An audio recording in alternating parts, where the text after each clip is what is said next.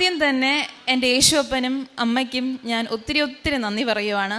എൻ്റെ പേര് പഞ്ചമി. ഞാൻ വരുന്നത് തിരുവനന്തപുരം പട്ടം എന്ന് പറയുന്ന സ്ഥലത്തു നിന്നാണ്. ഇതെൻ്റെ അമ്മയാണ്. ഞാൻ ആദ്യമായിട്ട് ഉടമ്പടി എടുത്തത് നവംബർ 13, 2023 ഉടമ്പടി എടുത്തതിന് ശേഷം എൻ്റെ ജീവിതത്തിൽ ഒത്തിരി നല്ല സംഭവങ്ങൾ ഉണ്ടായിട്ടുണ്ട്. ഒന്നെന്ന് പറയുന്നത് എൻ്റെ വിവാഹം. അതായത് 30 വയസ്സായിട്ടും എൻ്റെ വിവാഹം ഒന്നും നടന്നില്ലായിരുന്നു. അപ്പോൾ എൻ്റെ അച്ഛനും അമ്മയ്ക്ക് ഭയങ്കര വിഷമമായിരുന്നു. പക്ഷെ ഉടമ്പടി എടുത്തതിന് ശേഷം ഈ കഴിഞ്ഞ മെയ്യിൽ എൻ്റെ വിവാഹം നടന്നു.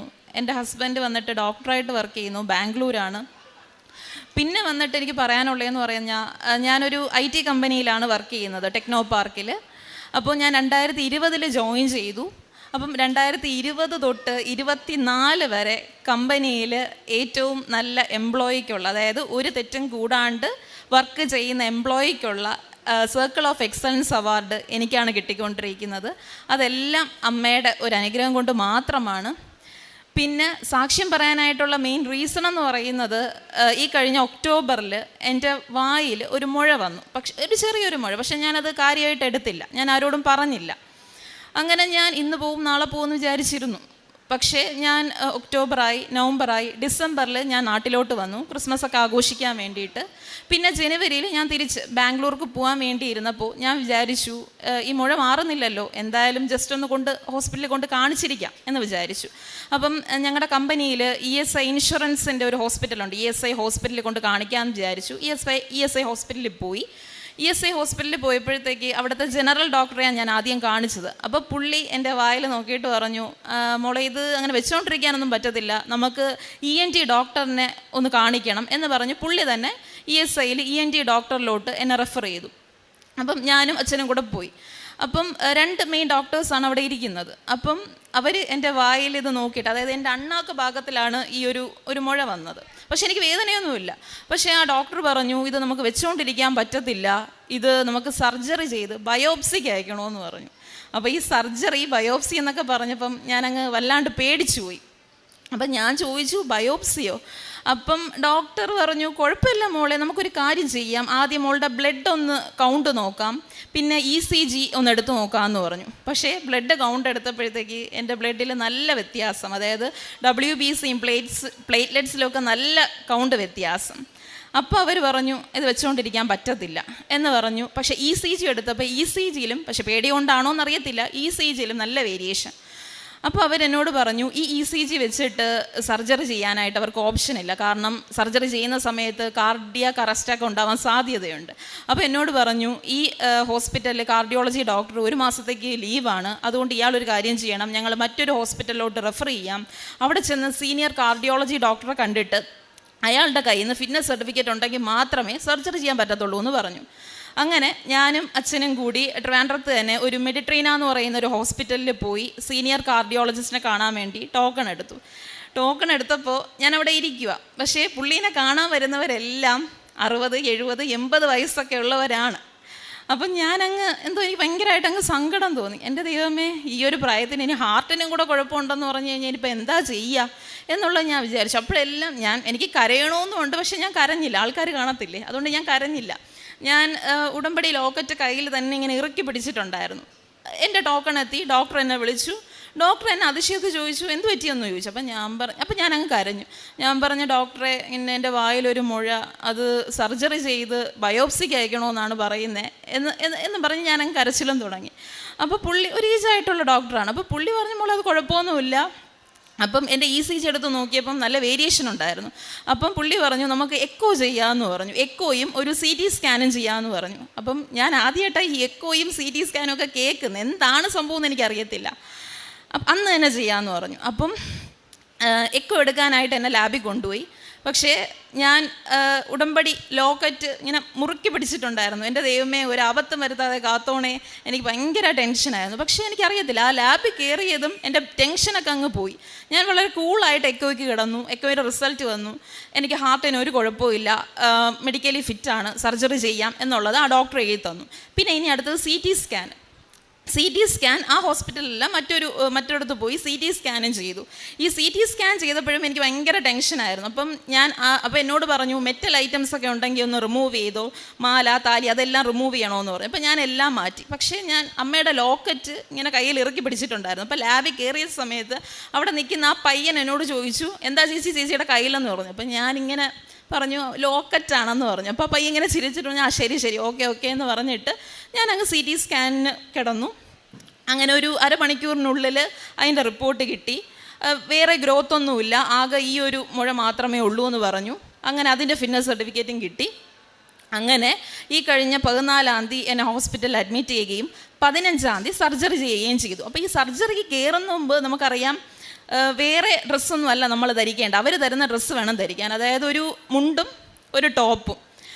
പക്ഷേ എനിക്കാണെങ്കിൽ മാതാവിനെ കയ്യിൽ വെക്കാനും പറ്റുന്നില്ല. കാരണം ഒരു കയ്യിൽ ഫുൾ അവർ ഇഞ്ചക്ഷൻ എടുത്ത ഒരു നീര് എനിക്ക് കയ്യിൽ പിടിക്കാൻ പറ്റുന്നില്ല, മറു കയ്യിലാണെങ്കിൽ അവർ ട്രിപ്പ് വിട്ടിരിക്കുന്നു.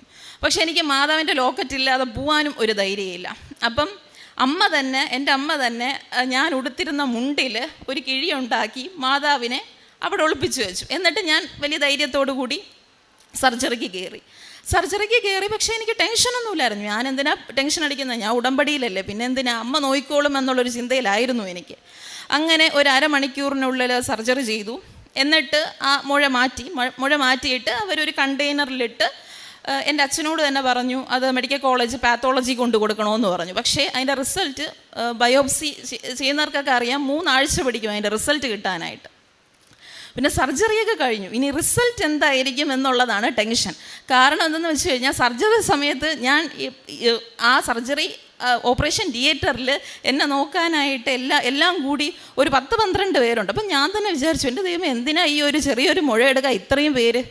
പക്ഷെ അവർ പരസ്പരം എന്തൊക്കെയോ മെഡിക്കൽ ടേംസിൽ പറയുന്നുണ്ടായിരുന്നു, ഇതെന്തോ ഡേഞ്ചർ ആവാൻ സാധ്യതയുണ്ട്. പക്ഷെ അതൊക്കെ ഞാൻ കേൾക്കുന്നുണ്ട്, ഞാനൊന്നും പറയുന്നില്ല. ഞാൻ ദൈവത്തെ ഇങ്ങനെ മുറുക്കി പിടിച്ചു, എൻ്റെ ദൈവമേ റിസൾട്ട് വരുമ്പോൾ ഒരു കുഴപ്പവും വരുത്താതെ കാത്തോണേ എന്ന് പ്രാർത്ഥിച്ചു. അങ്ങനെ റിസൾട്ടിന് വേണ്ടി വെയിറ്റ് ചെയ്തു.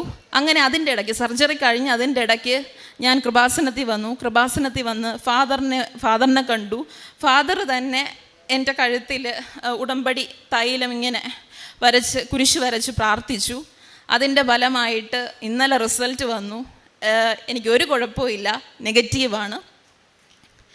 പിന്നെ എനിക്ക് പറയാനുള്ളതെന്ന് വെച്ച് കഴിഞ്ഞാൽ ഈ ഒരു സമയത്ത്, അതായത് ഒക്ടോബർ മാസത്തിൽ, അതായത് ജപമാല റാലി നടക്കുന്ന സമയത്ത് ഞാനൊരു സ്വപ്നം കണ്ടു. പക്ഷേ ഈ മുഴയും ആ സമയത്താണ് ഉണ്ടായത്. പക്ഷേ ഈ മുഴ കണ്ടതിന് മുന്നേ ആണോ അതിന് ശേഷമാണോ സ്വപ്നം കണ്ടതെന്ന് ചോദിച്ചാൽ എനിക്കറിയത്തില്ല.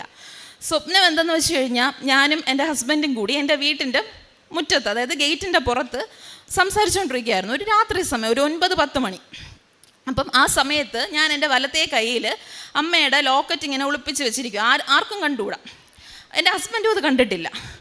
ഞങ്ങളിങ്ങനെ എന്തോ സംസാരിച്ചുകൊണ്ടിരിക്കെ ആകെ ഒരു സ്ട്രീറ്റ് ലൈറ്റ് മാത്രം ഉണ്ട്. 1-2 വണ്ടികൾ അങ്ങോട്ടും ഇങ്ങോട്ടും പോകുന്നുണ്ട്. പെട്ടെന്നൊരു വണ്ടി, അതായത് ഇടത് നിന്ന് വലത്തേ സൈഡിലോട്ടൊരു വണ്ടി പോവുക. അതിലൊരു അച്ഛനും മോനെന്ന് പറയുന്നത് ഒരു 5 വയസ്സുള്ളൊരു കൊച്ചു പയ്യൻ, ഒരു ആൺകുട്ടി, ഒരു കറുത്ത ഭംഗിയുള്ളൊരു ആൺകുട്ടി. പെട്ടെന്ന് അവൻ ഇങ്ങനെ ക്രോസ് ചെയ്ത് ഞങ്ങളെ നോക്കിക്കൊണ്ട് പോവുക. പെട്ടെന്ന് അവൻ്റെ അച്ഛനെ ഇങ്ങനെ അടിച്ചിട്ട് എന്തോ വണ്ടി നിർത്താൻ അങ്ങോട്ട് ആവശ്യപ്പെടുന്നു. അയാൾ വണ്ടി നിർത്തി.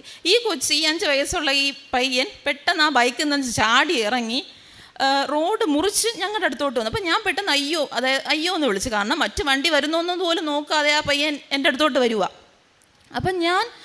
ആ പയ്യൻ എൻ്റെ അടുത്ത് വന്ന് നിന്നിട്ട് എന്നെയും എൻ്റെ ഹസ്ബൻഡിനെയും മാറി നോക്കുന്നുണ്ട്. പിന്നെ എന്നിലോട്ടായി അവൻ്റെ നോട്ടം.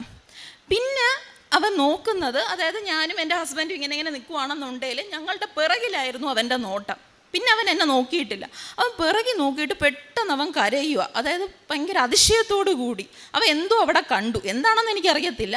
ഞാൻ തിരിഞ്ഞു നോക്കിയിട്ട് എനിക്കൊന്നും കാണാൻ പറ്റുന്നില്ല, ഫുൾ ഇരുട്ട്. അവന് സന്തോഷമുണ്ട്, പക്ഷെ അവൻ ഭയങ്കരമായിട്ട് വേർത്ത് കുളിച്ചു. പെട്ടെന്ന് ആ പയ്യൻ അതായത് അമ്മയുടെ ലോക്കറ്റ് ഇരിക്കുന്ന ഈ കയ്യിലാണ്, അത് ആർക്കും അറിയത്തില്ല. ആ കയ്യിൽ പിടിച്ചിട്ട് അവൻ്റെ നെറ്റിയോട് ചേർത്ത് പിടിച്ചിട്ട് അക്ക ഉങ്ക കൂട്ടത്തി അമ്മ ഇറുക്കെന്ന് അവൻ 2-3 പ്രാവശ്യം ഇങ്ങനെ റിപ്പീറ്റ് ചെയ്ത് പറയുക. ഞാനും അങ്ങ് പേടിച്ചു പോയി, എൻ്റെ ഹസ്ബൻഡും പേടിച്ചു പോയി. ഞാൻ ആ പയ്യൻ്റെ കൈ പിടിച്ച് മാറ്റിയിട്ട് എന്നെ വിട് എന്ന് പറയുക. പക്ഷേ 5 വയസ്സുള്ളെങ്കിൽ പോലും അവൻ്റെ കൈ പിടിച്ച് മാറ്റാനായിട്ട് എനിക്ക് പറ്റുന്നില്ല. അവൻ വീണ്ടും ഇങ്ങനെ റിപ്പീറ്റ് അടിച്ചുകൊണ്ടിരിക്കുക. പക്ഷെ പെട്ടെന്ന് ഞാൻ ആ സ്വപ്നത്തിൽ നിന്ന് അങ്ങ് ഉണർന്നു. പക്ഷെ എനിക്കറിയത്തില്ല അത് എന്തുകൊണ്ടാണ് ആ സ്വപ്നം കണ്ടതെന്ന് എനിക്കറിയത്തില്ല. ഒരു പക്ഷേ ഈ ഒരു സാഹചര്യത്തിൽ കൂടി കടന്നു പോവേണ്ടി വരുമെന്നുള്ളത് എനിക്ക് മുൻകൂട്ടി കാണിച്ചു തന്നതായിരിക്കും ദൈവം. പിന്നെന്താ പറയുക, പ്രേക്ഷിത പ്രവർത്തനമായിട്ട് ചെയ്യുന്നതെന്ന് പറഞ്ഞാൽ ഞാനും എൻ്റെ അമ്മയും അച്ഛനും RCC പോകാറുണ്ട്. ഫുഡ് ഞങ്ങൾക്ക് കഴിയുന്ന, അന്നദാനം എന്നൊന്നും പറയാൻ പറ്റത്തില്ല, ഒരു 5-6 പൊതി ഞങ്ങൾക്ക് കഴിയുന്ന രീതിയിൽ അവിടെ കൊടുക്കാറുണ്ട്. കൃപാസന പത്രം കൊടുക്കാറുണ്ട്. ഞങ്ങൾക്ക് കിട്ടിയ അനുഭവങ്ങൾ പറഞ്ഞു തന്നെ കൊടുക്കാറുണ്ട്. പിന്നെ ഞങ്ങളുടെ വീട്ടിൻ്റെ അടുത്ത് ഒരു ഓർഫണേജ് ഉണ്ട്, അതായത് ഒരു 26 അമ്മുമ്മമാരുള്ള ഒരു ഓർഫണേജ് ഉണ്ട്. അവിടെ എപ്പോഴും പോവും, അവരോട് സംസാരിക്കും, അവരോട് സമയം ചെലവഴിക്കും, അങ്ങനെ പല കാര്യങ്ങൾ ചെയ്യാറുണ്ട്. പിന്നെ എനിക്ക് തോന്നുന്നു ഉടമ്പടി എടുത്തതിനും എടുക്കുന്ന മുമ്പും ഉള്ള എൻ്റെ സ്വഭാവത്തിലെ വ്യത്യാസം എന്ന് പറഞ്ഞു കഴിഞ്ഞാൽ, എടുക്കുന്നതിന് മുൻപ് എനിക്കിപ്പോൾ ഒരു പാവപ്പെട്ട ഒരു വ്യക്തിനെ കണ്ടു കഴിഞ്ഞാൽ എനിക്കങ്ങനെ എന്താ പറയുക, പാപം എന്ന് തോന്നും. പക്ഷേ അവർക്ക് വേണ്ടി പ്രാർത്ഥിക്കാനോ അവർക്ക് വേണ്ടി എന്തെങ്കിലും ചെയ്യാനോ എന്നൊന്നും എനിക്ക് തോന്നത്തില്ല, കാരണം അവരെൻ്റെ ആരും അല്ലല്ലോ എന്നുള്ളൊരു തോന്നൽ. പക്ഷേ ഉടമ്പടി ജീവിതത്തിൽ വന്നതിന് ശേഷം എനിക്കറിയത്തില്ല, അവരുടെ ദുഃഖം എൻ്റെയും ദുഃഖമായിട്ട് ഞാനത് കണക്കാക്കാറുണ്ട്, അവർക്ക് വേണ്ടി പ്രാർത്ഥിക്കാറുമുണ്ട്. ഇതൊക്കെയാണ് എൻ്റെ അനുഭവം. ഞാൻ എൻ്റെ ഈ മോളെ പഠിപ്പിച്ച് ഡോക്ടറാക്കണമെന്ന് ഭയങ്കര ആഗ്രഹിച്ചതാണ്. എന്താ വെച്ചാൽ ഒരു ഹിന്ദുവാണ്.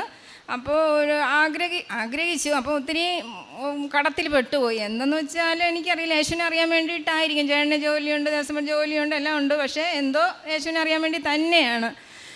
അങ്ങനെ ഇരിക്കുമ്പം പറ്റിയിട്ടില്ല. എഞ്ചിനീയറാണ് മോള്. പക്ഷേ എനിക്ക് നമ്മൾ എന്താഗ്രഹിക്കണം അതെന്ത് യേശു തന്നിരിക്കും, ഉറപ്പായിട്ടും തന്നിരിക്കും. മോൻ ഡോക്ടറാണ്, അത് മതിയല്ലോ.